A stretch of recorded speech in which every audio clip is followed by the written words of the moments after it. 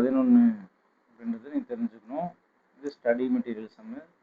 Shares of Voyage limited quartered P ratio 8 times. The company is retained 5%, which is 45% of earnings per share. You are required to compute cost of equity, market price per shares, market price of capital அப்படின்னு கேட்குறாங்க.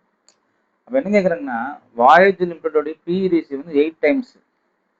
The company is retained 5 per share, which is 45% of earnings per share.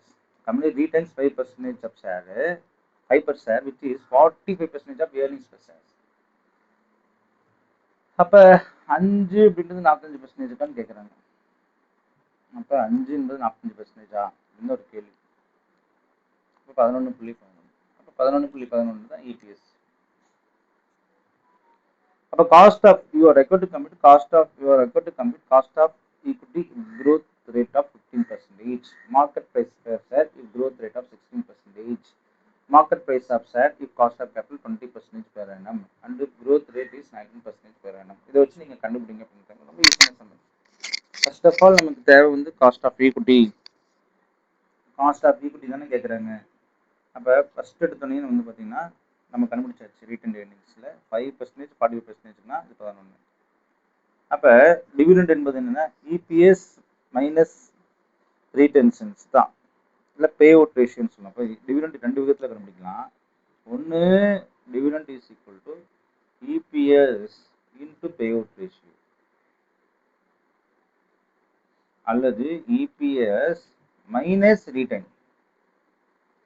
EPS minus retain. அப்போ இந்த இடத்துல retain அவனே சொல்லிட்டான். அப்போ 5%. அப்போ what is EPS? 11.1, அதில் 5 போயிடுச்சு அப்படின்னா அப்போ 6.11. அப்போ இதுதான் என்னது டிவிடெண்ட் கண்டுபிடிச்சாச்சு. என்னங்க டிவிடெண்ட். இப்போ மார்க்கெட் ப்ரைஸ் என்ன அப்படின்னு பார்த்தீங்கன்னா இப்போ என்னது P ratio 8 times. அப்போ market price of shares formula என்ன? MPS is equal to EPS into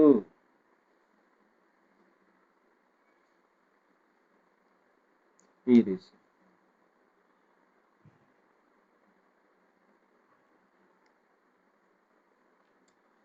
Yes, what is market price?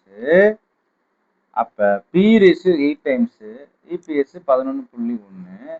அப்போ கண்டிப்பாக என்ன இருக்கும்? 88.88 தான் இந்த மார்க்கெட் ப்ரைஸ் ஆஃப் ஷேர். ஒரு பாயிண்ட். அப்போ what is KE?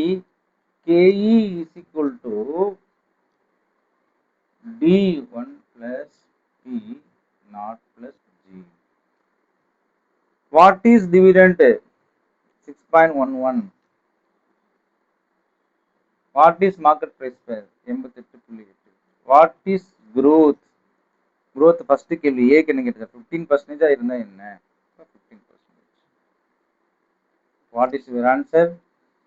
6.11 divided by 80.89 plus 0.15.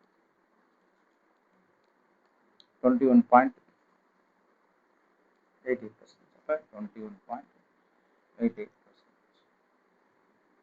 இது A. What is B? Cost of capital, market price of share if growth rate is 16%. என்னங்க 16%. அப்போ இதுல எந்த ஒரு மாற்று கருத்தும் கிடையாது இல்லையா? 16%. இப்போ 6.11 டிவிடெண்ட் growth rate மாறிடுச்சுங்க. அப்போ வந்து அவன் கேட்குற கேள்வி பாருங்க, market price per share if growth rate 16%, same cost of capital. What is cost of capital? 21. இதுதான் காஸ்ட் ஆஃப் கேபிட்டல். இப்போ டிவிடெண்ட் அளவு 6.11. Cost of capital 21.88. 21.88. What is growth? 16%. அப்போ 6.11 21.88 divided by 100, so 0.2188. அப்போ 6.11 0.2888 minus 0.16. இப்போ 6.11 divided by 588. 6.11 வகுத்தல் 0.0588. அப்போ 103.91. 103.91 approximate answers. அது உங்களுக்கு புரிஞ்சிச்சு. அடுத்து சி என்ன கேட்குறான்? சியில் ஒரு விஷயத்துக்கு கேட்குறேன். Market price of shares, cost of capital 20%, growth rate 19%. அப்போ டிவிடெண்ட்ல எந்த ஒரு மாற்றம் கிடையாது. இப்போ க்ரோத் 19ன்றான், காஸ்ட் ஆஃப் கேபிட்டல் 20ன்றான் இல்லையா? 20 19. அப்போ 20 19. அப்போ 6.11 0.01. அப்போ எப்படின்னா 20 மைனஸ் 19. அப்போ 6.11 டிவைட் பை 0.1. ஸோ 611. செக் பண்ணி பாருங்க. So everything is correct. So answers நீங்கள் ஃபார்முலா அப்ளை பண்ணால் சிம்பிளாக வந்துடும். அதனால் பெரிய சம்மந்தம் கிடையாது. அதனால் நீங்கள் புரிஞ்சுக்கணும். சில ஆல்டர்னேட்டிவ் நீங்கள் போடலாம்.